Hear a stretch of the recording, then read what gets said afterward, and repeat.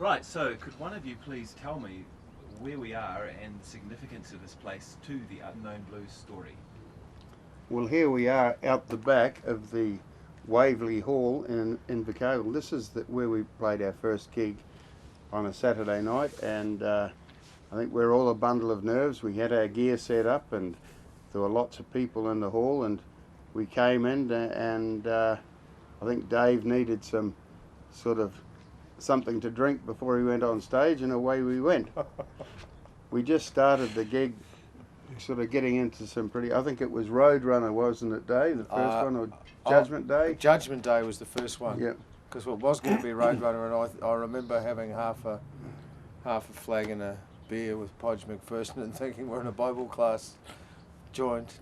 What you're going to do on Judgment Day would be far more appropriate to start the show with. But we did Roadrunner in the course of the evening. Yeah. And I only remember this because in my old scrapbook, Judgment Day is written down as the first song we ever played.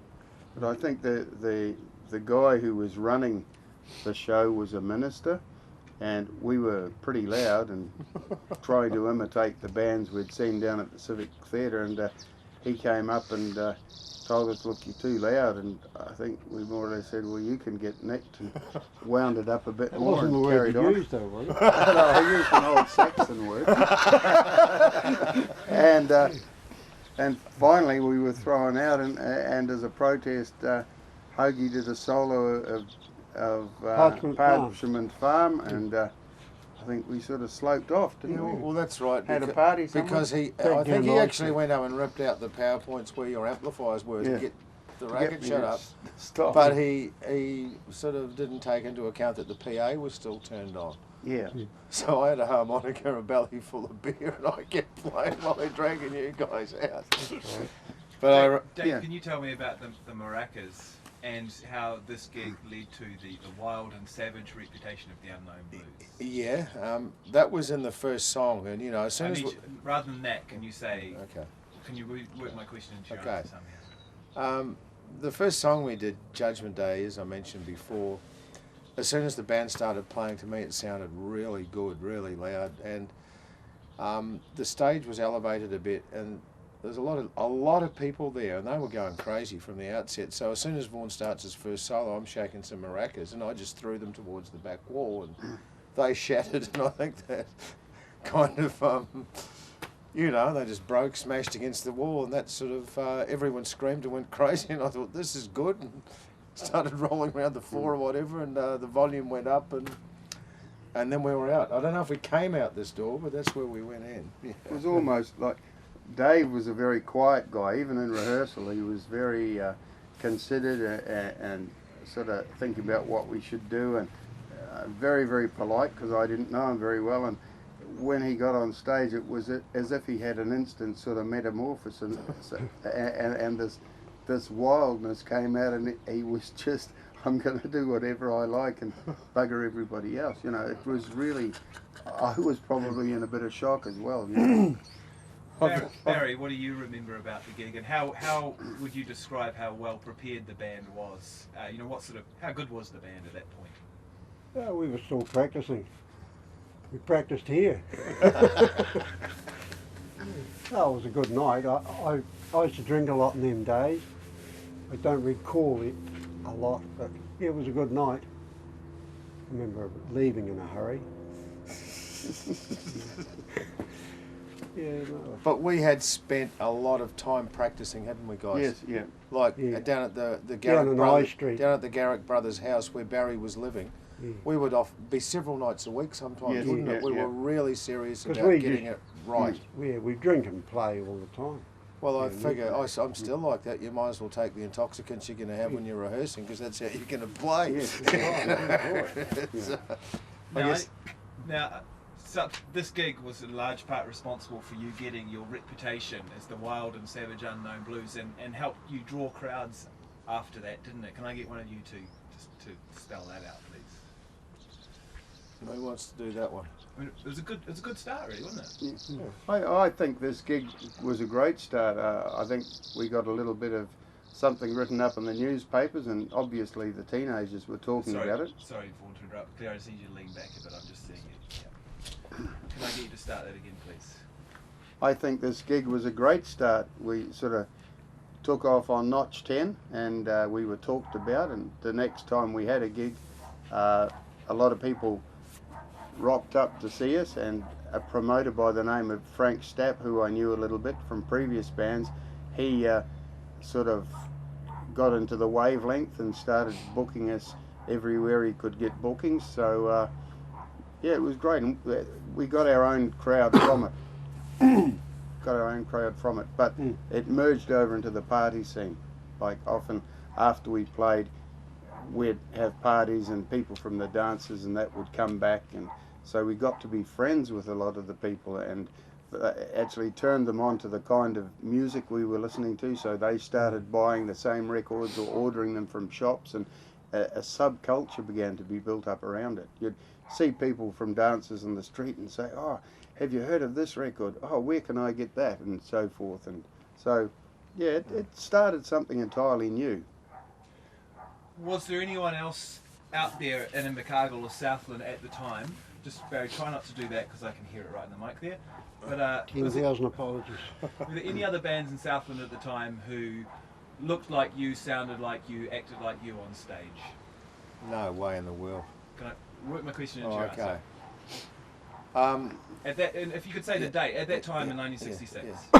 At the end of 1966 in Invercargill, when we came on, like Vaughan said, we started off on a pretty high level, and I think a lot of the excitement for, well, let's just say, you know, our fellow teenagers, there was nothing quite like us, you know, and that's not a bragging thing. There just, nobody looked like us. No one was doing the material we were doing, and I mean, it was, we weren't just doing Pretty Things and Stones. I was getting stuff, you know, we were doing, you know, some early soul and Motown songs in amongst it all as well, weren't we? Like the Temptations, My Girl, and and them, and it was quite not like the normal bands around town were playing what they heard on the radio. We went out of our way to play what wasn't on the radio, and the people liked it. The young people liked it, and the guy Vaughan mentioned before, Frank Stapp, he was an entrepreneur in Invercargill going back to the days of the World War II, like the big swing bands.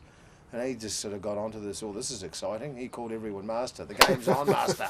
You know, and this is an exciting new band. So he was responsible in many ways for booking us in the Orange Hall, the Buffalo Hall, St Mary's Hall, Scottish Hall.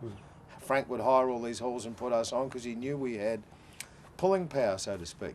That was how he looked at it, wasn't it? And he used to... he was great. He would text the ads that appeared in the newspapers, so a lot of those little ads, like sort of spin your night away with the unknown blues. And the wild and savage, they would have come from Frank's masterful, you know. But the thing is, the tradition he came from would have gone back to the 1930s or 40s. He was a real old-fashioned promoter. And his wife, Renee Ward, was a professional dancer, and Renee would sit on the door, and she was always beautifully presented and dressed up. Coiffured up like a ballet dancer. So he had a lot to do with us getting all those gigs. You can't... He did, There's no... And he was a great guy, and in those days, of course, there were non-licensed venues, and, you know, we'd be sitting out the back having a quiet bottle of beer, and he'd say, oh, the game's not on, master, you've got to hide that, you've got to put that away. But he'd never say, don't do it. You just sort of... You've got to hide that. You can't take that on the stage with you, kind of thing. He was great. Old Frank was fantastic.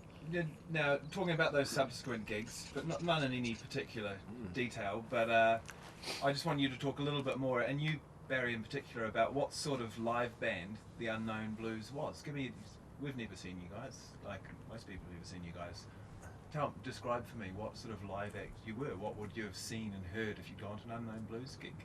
Try and work my question into your answer. What did you think of us, Barry? I enjoyed it. I don't know anybody else. I thought it was good band. So do I. 12-bar, we played a lot of 12-bar music, and I just like 12-bar music. I don't like pop songs, the stuff that other people play. I just like the 12-bar blues side of it. And it's relatively simple music, and it's got feeling, not like pop music. It hasn't got no feeling. You can't bang your foot to it. I like to bang my foot to it. I sort of remember a lot of the places we were playing, we were usually playing with at least one other band, sometimes two other bands, so you'd have half an hour on, half an hour off, and we usually would go on second, which means that if you had another band come on first and they started to get the reaction from the crowd, when we got on we would ramp it up. We'd start off with something really fast and something really loud, and it was a little bit like you were giving yourself a hit as well. If you had the sound good, well, you were feeding off that, and things just seemed to get better and better and better. Then all of a sudden you'd break it down into a really quiet blues number, so you'd actually get people gathering around the stage to listen, and you played to the audience a lot, you know.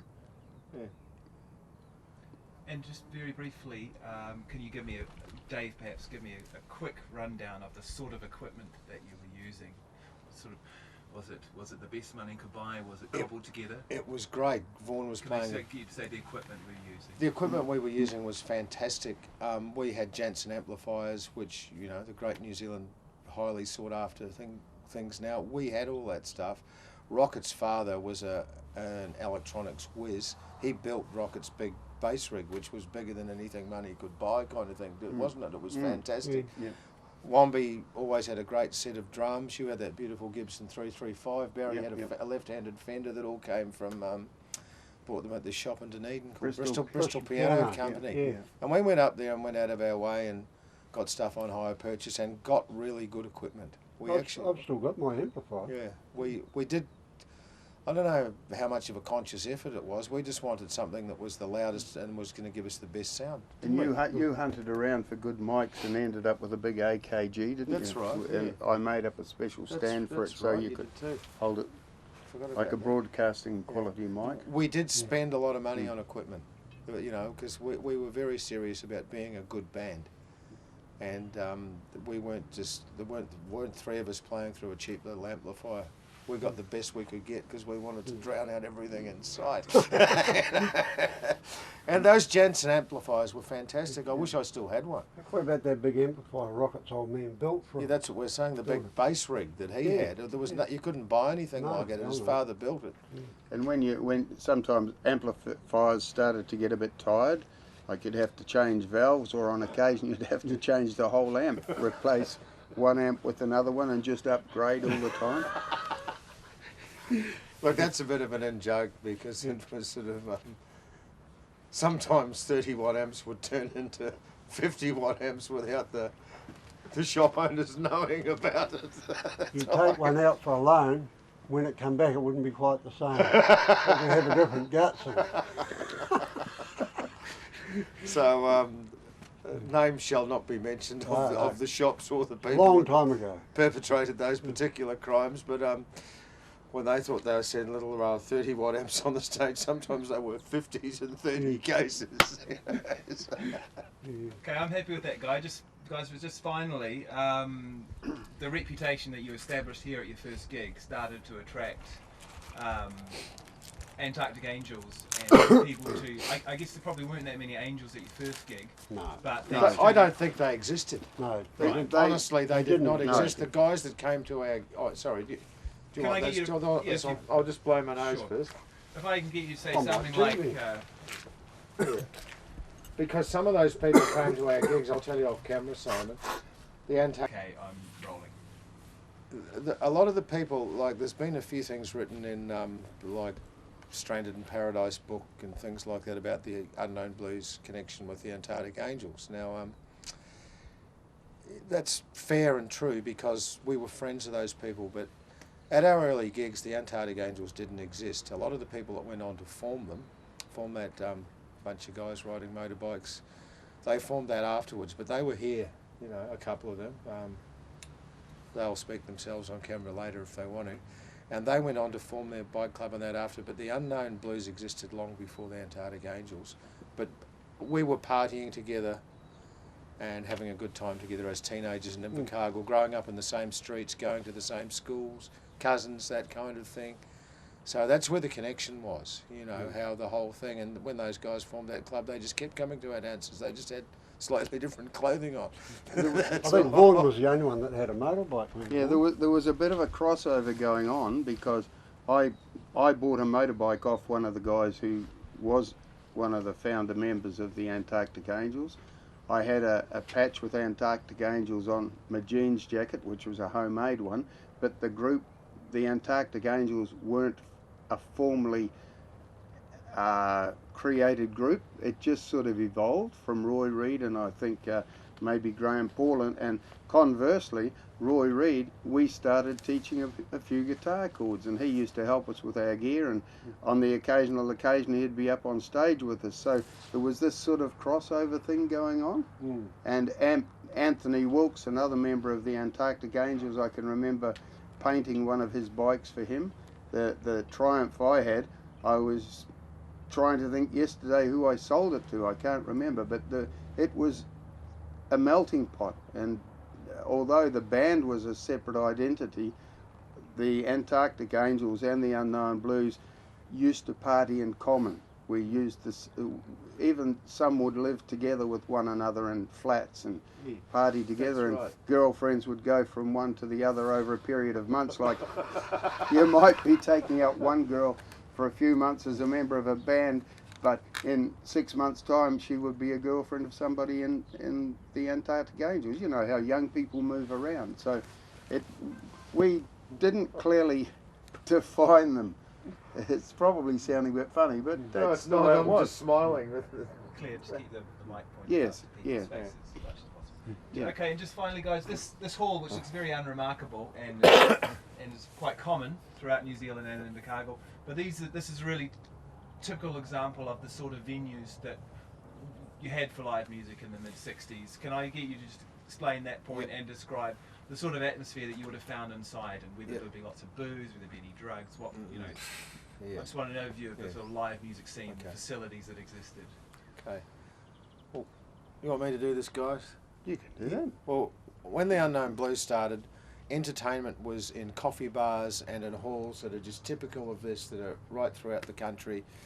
They were a hangover from the days where you'd go to a dance and you'd get supper, you know, like a cup of tea and bring a plate, but you know, there were bottles of Coca-Cola and maybe a cheese roll or something. There was no alcohol in there.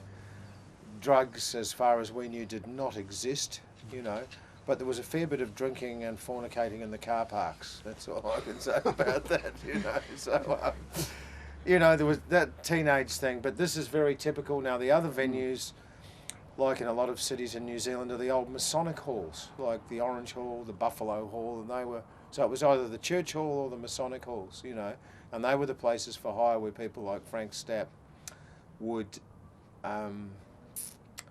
they would hire them for the evening, put an ad in the paper, employ a couple of bands, have someone on the door, charge their whatever it was to get in, I don't remember. Sort of 5 shillings. 5 or shillings. 6 cents or Yeah, you're something. dating yourself now, boy. Yep. And He's that's right, though. that's pretty much what it was. And later, a little bit I might add here. You can edit this later if you like, Simon.